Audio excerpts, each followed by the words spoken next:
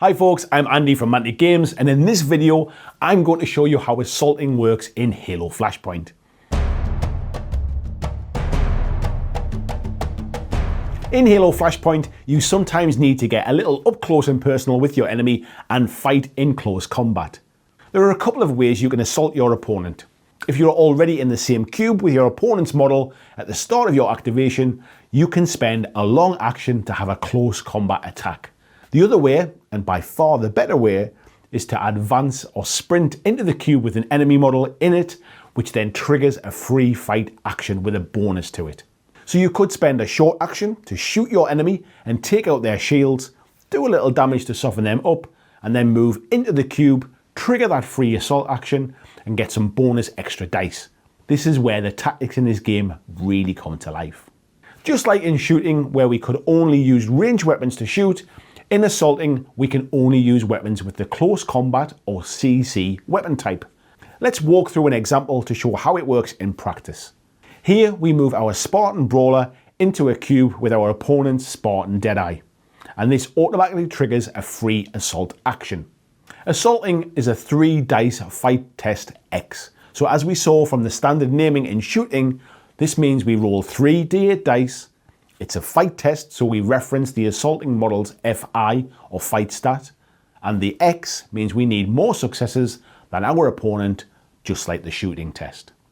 Again, just like shooting, there are modifiers that may change the number of dice you roll, depending upon the situation. In this instance, we moved into the cube and triggered the assault, so we get an extra 2 bonus dice to add to the dice pool, taking it up to 5. The model we are assaulting has also previously taken some damage, so because they are injured, we gain an additional 1 extra die, taking the dice pool up to 6 dice. If we'd had a friendly model already in the cube to help us, we'd have gained another additional die. Or if the model we were assaulting was in the pinned state, we'd have gained another additional d8 die. So you can see, by planning ahead and deciding when the optimum time to dash in and assault your enemy is, you can really build up that dice pool. In this instance, we have 6 d8 dice to roll.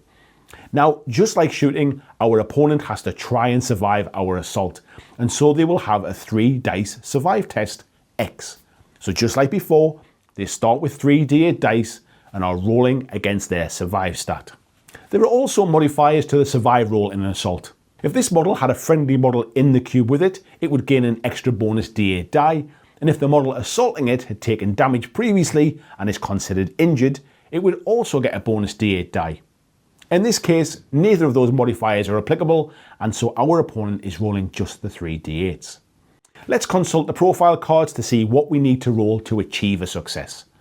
The Spartan Brawler has an FI stat of 3+, and so we need to roll 3s or above in order to roll successes. Our opponent's Spartan Deadeye has an SV stat of 5+, and so they need to roll 5s or above. We roll our dice and we achieve 4 successes. One of them is a headshot 8, so we roll an additional die and get a 5, which is another success, giving us a total of 5 successes. Our opponent's Spartan Deadeye rolled their 3 dice and only got 1 success.